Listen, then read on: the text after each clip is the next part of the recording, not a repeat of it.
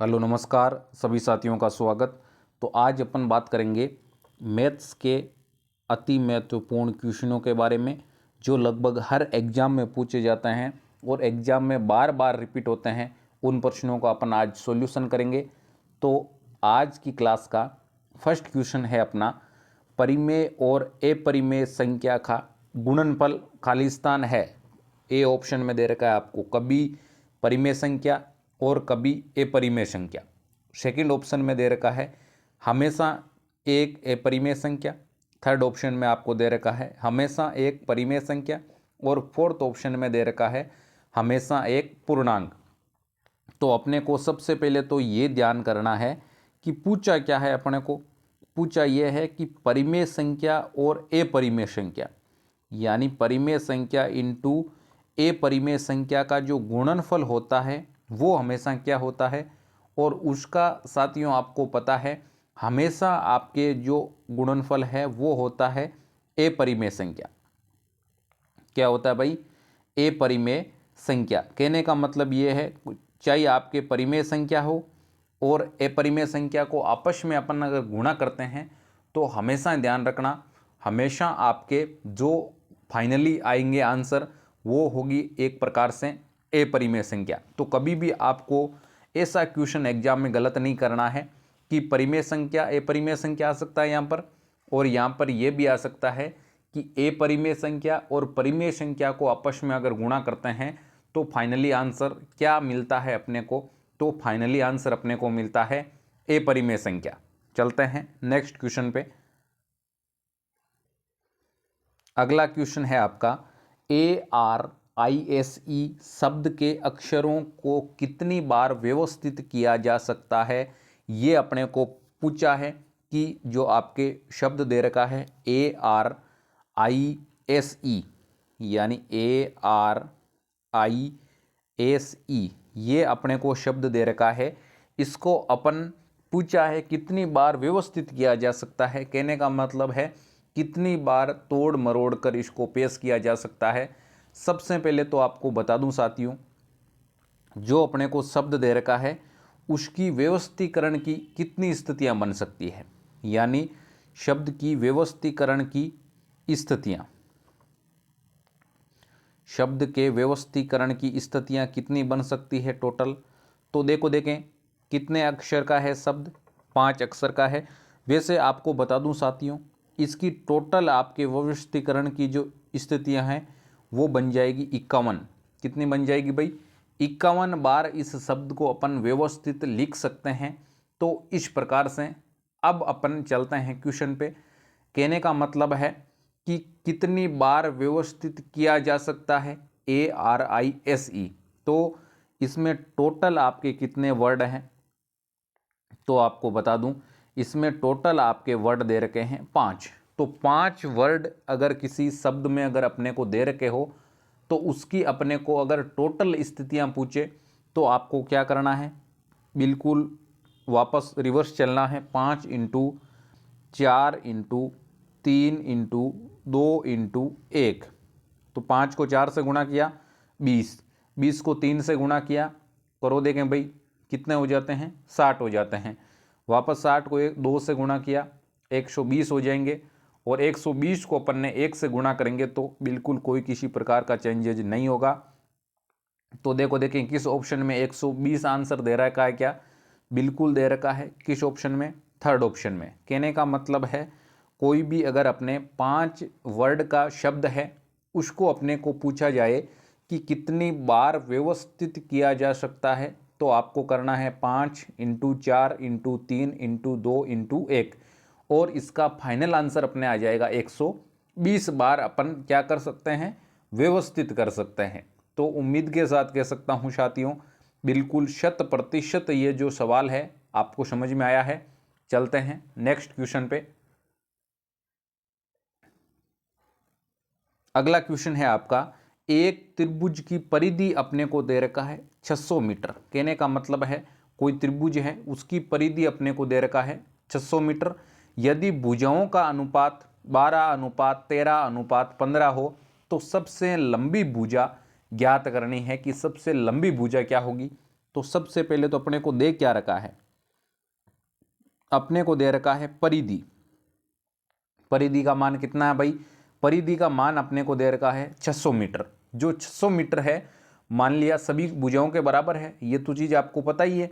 जो आपके 600 मीटर परिधि है वो सभी भुजाओं के बराबर है। तो मतलब पहली भुजा अपन ने मान ली 12x, दूसरी भुजा अपन ने मान ली 13x, तीसरी भुजा अपन ने मान ली 15x। किसके बराबर है भाई, 600 के बराबर है, क्योंकि आपको पता है त्रिभुज की परिधि कितने मीटर दे रखी है अपने को, 600 मीटर दे रखी है। अब यहां से अपने पास में क्या आ सकता है, यहां से अपने पास में x का मान आ जाएगा। क्या आ जाएगा भाई, x का मान आ जाएगा। तो 12x प्लस 13x कितने होते हैं भाई, 12 और 13 कितने होते हैं, 12 और 13 आपके हो जाते हैं 25, 25 और 15 कितने हो जाएंगे भाई, 40x। कहने का मतलब है 40x बराबर 600। अब अपने पास में आ सकता है भाई x का मान, x बराबर 600 बटावा 40, 0 से 0 कैंसिल, फिर कितनी बार जाएगा भाई, 15 बार जाएगा। 4 का भाग 60 में कितनी बार जाएगा भाई, 15 बार जाएगा। तो अपना x का मान कितने मीटर आ गया भाई, 15 मीटर आ गया। अब मेरे हिसाब से ये क्वेश्चन आपके 100% ईजी हो गया, क्योंकि अब तो अपने को कुछ करना ही नहीं है ना। अपने पास में x का मान आ चुका है और अपने को पूछा क्या है, सबसे लंबी भुजा। इसमें देखो देखें, एक भुजा का माप माना है अपन ने 12x, दूसरी का माना है 13x, चौथी का माना है तीसरी का माना है अपन ने 15x। इसमें से सबसे लंबी भुजा कौन सी होगी, सबसे लंबी यानी 15x वाली होगी। तो सबसे लंबी भुजा, सबसे लंबी भुजा, सबसे लंबी भुजा कौन सी होगी भाई, सबसे लंबी भुजा होगी 15x। 15 इंटू एक्स का मान अपने पास में कितना दे रखा है भाई, 15 ही दे रखा है। फिर 15 को अपन 15 से अगर गुणा करते हैं तो कितना आ जाता है भाई, 225 मीटर। कितना आ जाते हैं भाई, 225 मीटर। तो देखो देखें किस ऑप्शन में 225 मीटर आंसर दे रखा है, क्या बिल्कुल दे रखा है, किस ऑप्शन में, सेकंड ऑप्शन में। तो इसका मतलब अपना सेकंड ऑप्शन क्या हो जाएगा, सही आंसर हो जाएगा। और साथियों इस प्रकार का अगर अपना क्वेश्चन हो, अपने को परिधि दे रखी हो और भुजाओं का अनुपात दे रखा हो, तो आपको इस प्रकार से उस क्वेश्चन का सॉल्यूशन करना है। तो अगर अपने को पूछा जाता कि सबसे छोटी भुजा ज्ञात करो, तो सबसे छोटी भुजा अपने को ज्ञात करना होता, तो यहाँ पर सबसे छोटी भुजा कौन सी है, 12x है। तो 12x बराबर 12 को अपन किससे गुणा कर देते, 15 से गुणा कर देते। किससे कर देते भाई, 12 को अपन 15 से गुणा कर देते, तो कितना आ जाता, ये देख लो, 12 को अपन 15 से गुणा करते, 12 5 की 60 की शूम हासिल की 6, 12 और 6 18, यानी 180 मीटर। कितना आ जाते भाई, 180 मीटर। अपने को सबसे बड़ी भुजा का मान पूछा तो वो तो आ गया 225 मीटर, और अपने को पूछा जाता कि सबसे छोटी भुजा का मान क्या होगा, तो वे अपने पास में आया है 180 मीटर। चलते हैं नेक्स्ट क्वेश्चन पे। क्वेश्चन है आपका 1500 प्लस 600 का 30%। 1500 प्लस 600 का अपने को क्या करना है, 30% निकालना है। तो सबसे पहले तो आपको पता ही है अब करना क्या है, 1500 और 600 को आपस में जोड़ते हैं, यानी 1500 प्लस 600, 1500 और 600 कितने हो जाते हैं भाई, 2100 हो जाते हैं। अब अपना क्वेश्चन है वो और सरल हो चुका है। अब अपने को कितने का पूछा है, 2100 का 30% पूछा है। आपको पता है का मतलब हमेशा क्या होता है, का मतलब हमेशा होता है आपके गुणा। क्या होता था भाई, गुणा हो जाता है। तो 2100 इंटू 30/100, यानी 2100 इंटू 30/100। 2 जीरो से 2 जीरो कैंसिल हो गए, और आपके यहाँ पर 21 इंटू 30 करो देखें आपस में गुणा। 21 को 30 से गुणा करोगे तो कितने आ जाएंगे भाई, 21 को 3 से गुणा करोगे तो 63, और 0 का 0 अपन ने लिख दिया। तो आपको अगर पूछा जाए एग्जाम में, थोड़ा सा दिमाग घुमाने वाला सवाल है, क्योंकि अपने को सीधा कहा जाता कि 2100 का 30%, बिल्कुल आप फटाक से निकाल देते। लेकिन अपने को पूछा ये गया है कि 1500 प्लस 600 का 30% क्या होगा। तो सबसे पहले अपने को क्या करना है, 1500 को और 600 को आपस में जोड़ देंगे। 1500 और 600 को आपस में जोड़ने के बाद आपने को आगे क्या करना है, आगे अपने को करना है 2100 का 30% निकालना है। बिल्कुल आसान सा तरीका है। का मतलब होता है गुणा का चिन्ह, फिर 2100 इंटू 30/100, 2 जीरो से 2 जीरो कैंसिल, और 21 को अपन 30 से गुणा करते हैं तो कितने आ जाते हैं भाई, 630 आ जाते हैं। और अपना जो फर्स्ट ऑप्शन है वो क्या हो जाता है, राइट आंसर हो जाता है।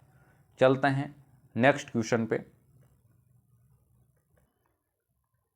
अगला क्वेश्चन है आपका, एक व्यक्ति 320 आमों के क्रय मूल्य पर 400 आम बेच देता है।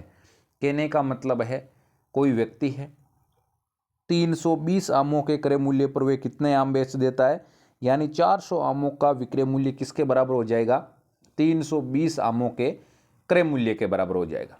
तो कितने प्रतिशत घाटा होगा, उस व्यक्ति को कितने प्रतिशत का नुकसान होगा, ये अपने को पूछा है।